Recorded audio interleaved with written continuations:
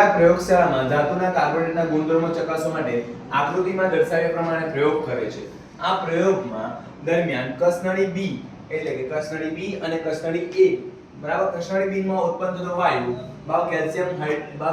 Calcium hydroxide એટલે કે એમાં પસાર કરવામાં આવે તો થતો પ્રયોગના સવાલ આપેલા છે. તે સવાલનો જવાબ આપવાનો. પહેલું તો ચિરાગે કયા કયા રાસાયણિક પદાર્થ લીધા છે તેના નામ જણાવો.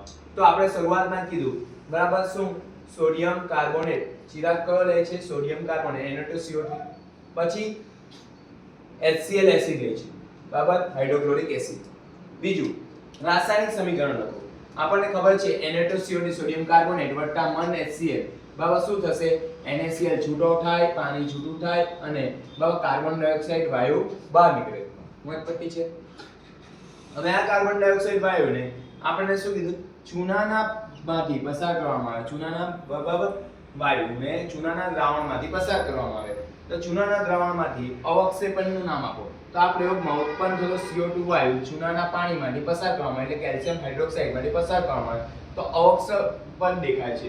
અવક્ષેપણના કારણે બરાબર કેલ્શિયમ કાર્બોનેટને કારણે એ દુધિયા રંગનું દ્રાવણ બને છે. કયા રંગનું? દુધિયા રંગ.